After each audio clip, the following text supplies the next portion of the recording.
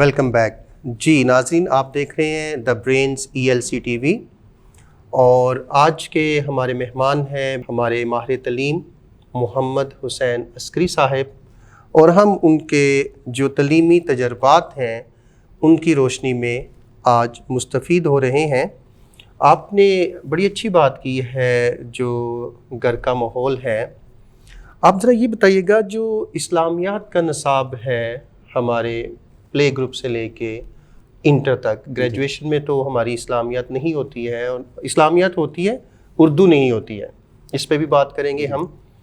تو اسلامیات کا جو نصاب ہے عسکری صاحب، دیکھیں توحید، اس کی ضد آپ کو پتہ ہے شرک، بالکل، ارکان اسلام، عقائد Islam, pillars of Islam, beliefs in Islam, rights of human beings, حقوق العباد آگے، اس میں ٹیچرز کے، میاں بیوی کے رائٹس ہیں، اس میں نیبرز کے ہیں. یہ آئی تھنک گریڈ 4 سے لے کے فرسٹ ایئر تک کی جو اسلامیات ہے. سیکنڈ ایئر میں تو پاک سٹڈیز ہے جی بالکل، اور پھر آگے تھرڈ ایئر میں بھی کچھ سلیکٹڈ قرآنی آیات اور ورسز ہیں اور کچھ احادیث ہیں. بالکل ایسے ہی ہے. ایک تو پہلے ہمارے ناظرین یہ جاننا چاہیں گے کہ نصاب کیوں لمیٹڈ ہے، اور دوسرا ہمارے ہیروز کہاں گئے، ان پہ بھی روشنی ڈالیے گا. کیا ان کو جاننا ضروری نہیں ہے؟ ہمارا ایک چھوٹا بچہ کارٹون کے ذریعے انڈین کریکٹرز سبھی جانتا ہے، اسے شکتیمان سے لے کے ہنومان سے لے کے چھوٹا بین سے لے کے ان کے ولیجز کے نام لے کے ان کے میجکس تک بھی کرنے آتے ہیں. بالکل صحیح فرما رہے ہیں. تو ذرا اس پہ ہم آپ سے جاننا چاہیں گے کہ اسلامیات کا نصاب ہے یہ کم کیوں ہے، اور کیا اتنا ہی ہونا چاہیے، یہ بیسک ہے؟ جی شکریہ سر. سب سے پہلے تو میں سر بات کروں گا نصاب کے حوالے سے، کہ ہم ایک عرصے سے روایتی نصاب کو اپنا رہے ہیں، مطلب کہ اس کے اندر کوئی ایسی تبدیلی، سر دیکھیں دور جدید آپ سے تقاضا کرتا ہے دور جدید کے نصاب کا. جی بالکل. آج کے مسائل، کل کے مسائل تھے گھوڑے پہ بیٹھ کے، اونٹ کے بیٹھ کے قصر نماز کہاں پڑھنی ہے، روزہ قصر کہاں ہونا ہے، یہ ہمارے کل کے مسائل تھے. آج ہمارے جوان کو پتہ ہونا چاہیے کہ ہوائی جہاز پہ بیٹھ کے نماز کیسے پڑھنی ہے.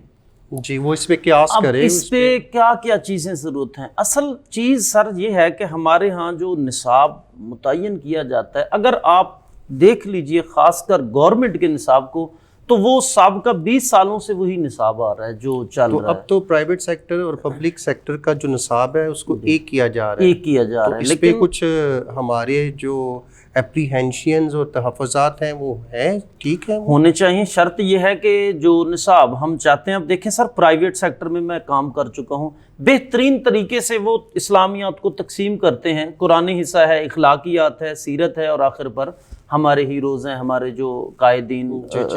اب دیکھیے جب 4 چیزیں ایک بچے کے سامنے جائیں گی، سب سے پہلے وہ قرآن پاک سیکھے گا، اس کے بعد قرآن پاک کے معنی، مختلف صورتیں یاد کرے گا، پھر وہ اخلاقیات پہ جائے گا، پھر اس کو عملی زندگی تو رسول کریم صلی اللہ علیہ وآلہ وسلم کی زندگی سے ملے گی، اور آخر پر وہ دیکھے گا کہ جن لوگوں نے رسول کریم علیہ الصلوۃ والسلام کی پیروی کی، ان کو اللہ نے دنیا میں کیا درجہ دیا اور آخرت میں خدا کے.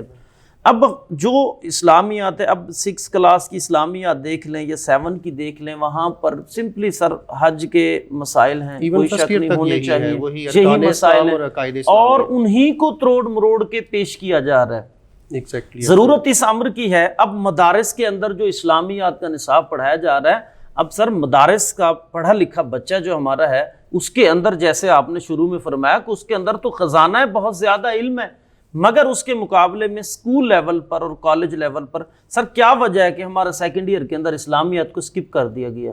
کیا وہاں سیکنڈ ایئر میں اسلامیات کی ضرورت ختم ہو جاتی ہے؟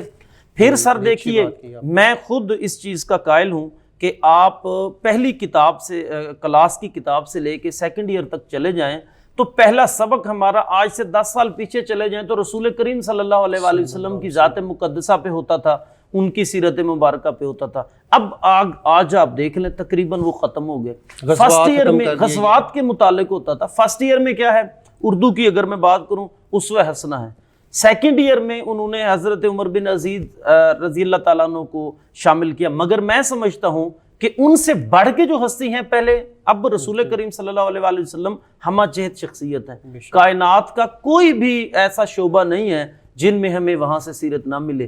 جب ایک پچھلے بچہ فرسٹ ایئر کے جو نصاب میں مجھے یاد ہے پی ٹی پی کا, آپ کا شاید کوئی ڈفرینٹ ہو, وہاں ایک لیسن ہوتا تھا اسی پہ, آئی تھنک اردو میں اس کا نام ہوگا مداوت عمل, کہ نبی کریم صلی اللہ علیہ وسلم نے اپنی زندگی میں جس کام کو شروع کیا بالکل اپنے وصال مبارک تک اس کو عمل اس کو ضرور کرتے رہے. مداومت عمل یہ بڑا اچھا وہ ایک لیسن ہوتا تھا, اس کو آئی ڈونٹ نو کیوں ختم. سر ایک چیز بڑی ضروری ہے, پرانے دور میں کیا ہوتا تھا, میں بذات خود اپنا ایک تجربہ آپ سے شیئر کر رہا ہوں کہ ہماری دادی دادا نانی نانا کیا ہوتا تھا, ہمیں قصے سناتے تھے.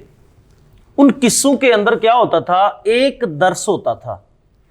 مثال کے طور پر انہوں نے, آپ ابھی بھی آپ پڑھاتے ہیں بچوں کو دادی امی کی کہانی نانی امی کی کہانی, یہ جو پڑھائی جاتی ہے آج تو موبائل نے سب کچھ ختم کر دیا ہے, وہ بھی تربیت میں بڑا کام کرتے تھے. اور بچہ جب بڑا ہوتا تھا, جب وہ اسلامیات کی بک کھولتا تھا اور اس کے ذہن میں وہ بچپن کی, پھر وہی ایک فرمان حضرت علی کرم اللہ وجہ یاد آ گیا, آپ نے فرمایا کہ بچپن کی تربیت ایسے جیسے پتھر پہ لکیر, اور بڑھاپے کی تربیت ایسے جیسے پانی پہ لکیر. اب بچپن میں جس بچے کو آپ عملی طور پر, سر اسلامیات کاغذوں میں نہیں ہے, اسلامیات کتابوں میں نہیں ہے, اسلامیات آپ میں مجھ میں دین کے اندر قرآن کے اندر ہے. میں خود عمل کر رہا ہوں, میں روزہ رکھ رہا ہوں, میں اسلام پہ عمل کر رہا ہوں, دس از دا پارٹ آف اسلامیات.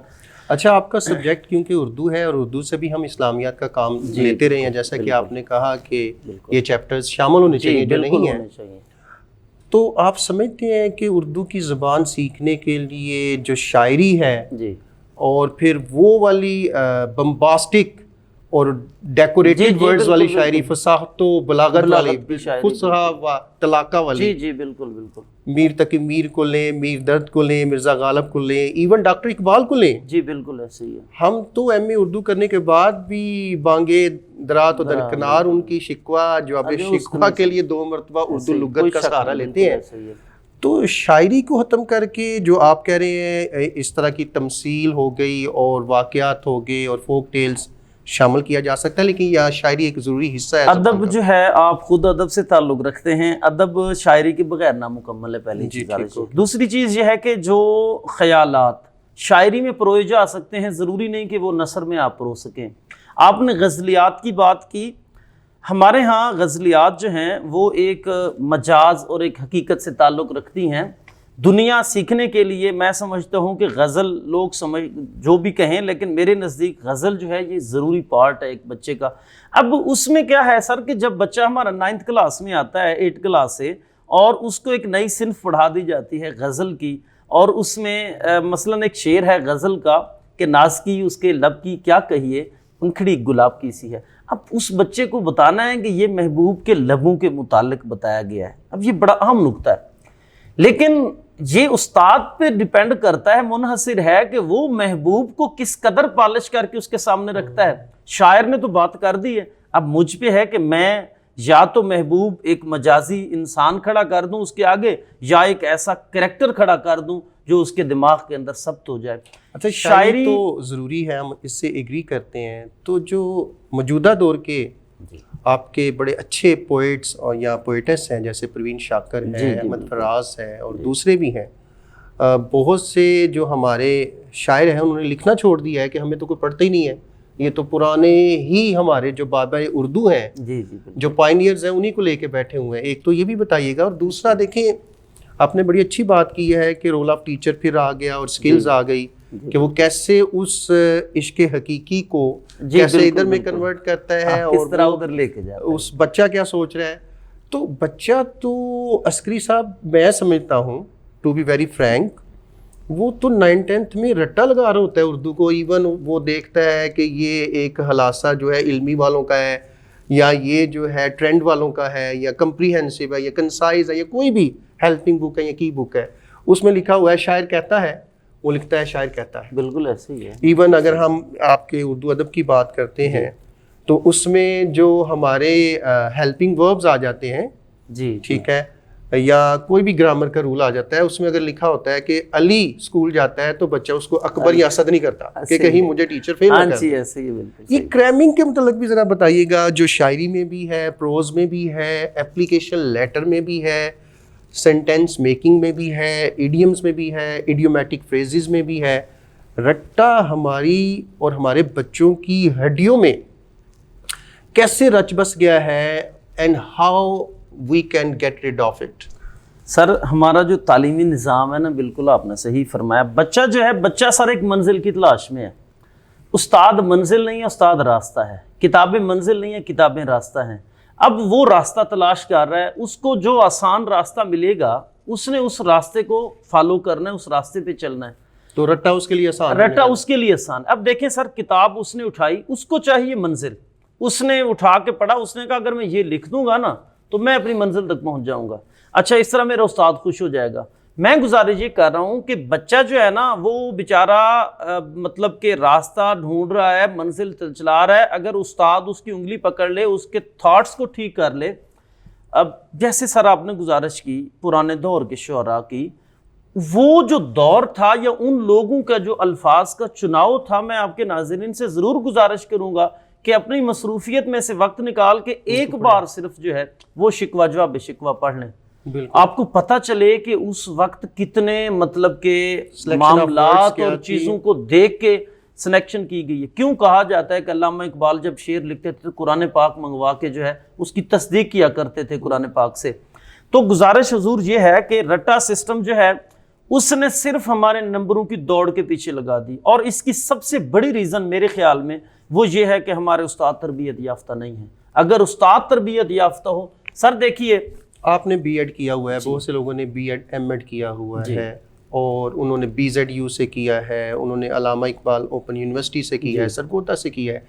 अब बीएड 1 साल का भी है, 3 साल का भी है, 2 साल का भी है, 3 साल का भी है, एमएड भी है जी। तो प्राइवेट सेक्टर के पास अस्करी साहब ऐसा कौन सा मैजिक है? इंटर की बच्ची वो ना तो बच्चे को क्रैमिंग करवा रही है जी, उससे वो स्किल्स की तरफ लेके आ रही है जी, उससे टीचिंग मेथडोलॉजी भी आती है, और हमारे जो माजरत के साथ पब्लिक सेक्टर के टीचर्स हैं, after doing BEd and MEd वो वही क्रैमिंग और वही पैरेट लर्निंग, और जो जैसा कि आपने कह दिया, बड़ा अच्छा कहा कि नंबरों की दौड़ पे लगा दिया है। जी बिल्कुल ऐसे ही है। इसका क्या हल देखते हैं? सर सबसे ज़रूरी काम ये है कि मैं समझता हूँ कि टीचर की सुपरविजन गवर्नमेंट करे, और बाकायदा उनको, सर जो कागजी बातें हैं ना वो कागज़ों तक महदूद हैं। जॉन डेवी ने ये कह दिया, फ़लाँ ने ये कह दिया, इमाम गज़ाली रहमतुल्लाह अलैह ने ये फरमा दिया, वो जब तक हमारा टीचर जो है अमली ट्रेनिंग हासिल नहीं करेगा उसके पास ये चीज़ें नहीं आएंगी। दूसरा सर, आप एक प्राइवेट सेक्टर में बैठे हैं, आप अपने सोर्सेज अपनी मतलब के तरीके से क्रिएट कर सकते हैं। जो हमारे पास गवर्नमेंट के इदारे हैं ज़्यादातर, वहाँ पर इतने वसाइल नहीं हैं कि हम बच्चों को प्रोजेक्टर के ज़रिए या इन ज़राए से या तजुर्बा गाह के ज़रिए बच्चों को जो है ना वो रट्टा से निकाल के अमली जो है वो कभी भी सर आप किसी बच्चे को किसी टॉपिक पे कोई डॉक्यूमेंट्री दिखा दें, वो बेहतरीन तरीके से एक्सप्लेन कर पाएगा, इसकी बजाय कि जब आप उससे लेक्चर दें। जी नाज़रीन, आप सुन रहे हैं कि अस्करी साहब ने फरमाया कि आपने सिर्फ टीचर्स ही प्रोवाइड नहीं करने, हुकूमत पाकिस्तान से रिक्वेस्ट है कि वो टीचर्स की जो ट्रेनिंग है उसका अरेंज करे, उन्हें एविएट्स प्रोवाइड करे, और चेक एंड बैलेंस ये नहीं है कि आप डीओ, डीएमओ, डीसी, डीटीईज ये सभी चेक कर रहे हैं, लेकिन वो टीचर जो दिन रात मेहनत करता है उसकी सैलरी इतनी कम है कि वो बेचारा स्कूल के बाद 6 से 7 घंटे एक बोन ब्रेकिंग और एक्टिविटी करता है जिसे हम ट्यूशन कल्चर कहते हैं, ट्यूशन कल्चर कहते हैं। अपनी राय के टीचर्स की सैलरी इतनी क्यों कम है, और इस कल्चर को, कोचिंग सेंटर्स को आप कैसे देखते हैं? सर टीचर की सैलरी का शिकवा तो यही बात है कि कारकर्दान हुकूमत से ही किया जा सकता है, क्योंकि हमारे सेटअप को बना तो दिया गया मगर सरपरस्ती ख़त्म हो गई। जैसे आप फरमा रहे हैं कि आप किसी भी कुर्सी पे बैठे हैं तो ज़रूरी नहीं है कि वो कुर्सी आपके लिए अहमियत रखती है, बल्कि वो फ़र्ज़ आपके लिए अहमियत रखता है जो कुर्सी के लिए आपको सौंपा गया है। सर गुजारिश ये है कि जो टीचर है उसमें उसको भी तो अपने क्या कहते हैं वो पेट की आग बुझानी है, उसे भी कुछ ना कुछ मेहनत करनी है, कोशिश करनी है। माशरा जिस दौड़ में लग गया है इस वक्त, उसे ज़रूरत है कि वो, अब आप ने यूरोप का अगर सफ़र किया या यूरोप को अगर आप पढ़ें तो वहाँ पर एक टीचर की क्या रिस्पेक्ट है। जाविया में मैंने पढ़ा جناب اشفاق احمد، انہوں نے بڑی خوبصورت بات کی کہ ٹیچر از ان کورٹ، استاد عدالت میں آ گئے. یہاں پر تو یقین کریں کہ ہمارا اسٹوڈنٹ ہمیں مل جائے تو شاید وہ ہمیں اس طرح محبت کرتے ہوئے بھی شاید کتراتا ہوگا. ٹیوشن پڑھانا میرے خیال کے اندر ٹیچر کی شاید مادی ضرورت ہو سکتی ہے، باقی اگر سارے معاملات کو مکمل کر دیا جائے تو اس کو ضرورت نہیں ہے. جی ناظرین، آپ سن رہے ہیں کہ ٹیچرز مسٹ بی ریسپیکٹڈ، اور اس کے ساتھ ساتھ آج کا پروگرام آپ سبھی ناظرین کے لیے یہ جاننے کے لیے بڑا ضروری ہوگا کہ if you want to be a teacher, سب سے پہلے عسکری صاحب نے کہا ہے کہ آپ اسکل سیکھیں. جی آپ گزارش کرنا چاہوں گا، ٹیچنگ جو ہے وہ دنیا کے تمام شعبوں کی ماں ہے. جی آپ جج ہیں، آپ لائر ہیں، آپ ڈاکٹر ہیں، مدر آف آل پروفیشنز. اب کیا ہے، آپ چاہتے ہیں کہ آپ کے پاکستان میں رشوت ختم ہو جائے، انصاف آ جائے، ایکویلٹی آ جائے، ساری چیزوں میں سب سے بہترین طریقہ ہے کہ آپ ٹیچنگ کو ٹھیک کر دیں. آپ جتنا خرچ دنیا کے کاموں پہ کریں گے، اگر آپ ایک ٹیچر پہ خرچ کرنا شروع کر دیں اور ایک ٹیچر کو فیسیلیٹیٹ کر دیں اور وہ ٹیچر اپنی ذمہ داری کو سنبھالتے ہوئے اچھے طریقے سے آپ کی اگلی نسل کو جو ہے وہ پروان چڑھائے، تو ممکن ہی نہیں کہ آپ پیچھے رہ جائیں یا آپ میں اور قدیر خان پیدا نہ ہو سکے یا ڈاکٹر عبدالسلام پیدا نہ ہو سکے. مسئلہ یہ ہے کہ ہمارا ٹیچر اپنے حقوق سے وہ محروم ہو چکا ہے، اور یہ میرا شکوہ ہے کہ ٹیچر کو اپنے حال پہ چھوڑ دینا اور اس کو حالات کے مطابق فیسیلیٹیٹ نہ کرنا. پاکستان میں جتنی مرضی رشوت ختم کر لیں، جتنی مرضی عدالتوں کے باہر بیٹھ کے روئیں، جتنی مرضی تھانہ کلچر کو آپ برا کہہ لیں، آپ نے تربیت کر کے وہاں جوان اگر بھیجے ہوتے تو آج آپ کو وہاں اتنے مسائل کا سامنا نہ ہوتا. جی ناظرین، آپ سن رہے ہیں کہ عسکری صاحب دوسرے الفاظ میں یہ کہہ رہے ہیں کہ ہر کلاس میں ہمارے پاس اگر ایک بچہ یونی ملٹی لیول کا بیٹھا ہوا ہے تو ریلیشنل اور ایکسٹینڈڈ ابسٹریکٹ لیول کا بھی بیٹھا ہوا ہے، لیکن ضرورت اس امر کی ہے کہ ہم معلم استاد کو فکر معاش سے آزاد کریں تاکہ وہ شب و روز دن رات یہ جو انبیاء کا پروفیشن ہے، جس کی ایک بہت بڑی رسپانسبلٹی اس کے کندھوں پہ ڈال دی گئی ہے، اس کو احسن طریقے سے وہ سر انجام دے سکے. آج کا پروگرام دیکھنے کا بہت شکریہ. اپنی رائے لازمی دیجیے گا. انشاءاللہ اسی طرح کے ماہر تعلیم کے ساتھ آپ سے ملاقات ہوگی بہت جلد. السلام علیکم.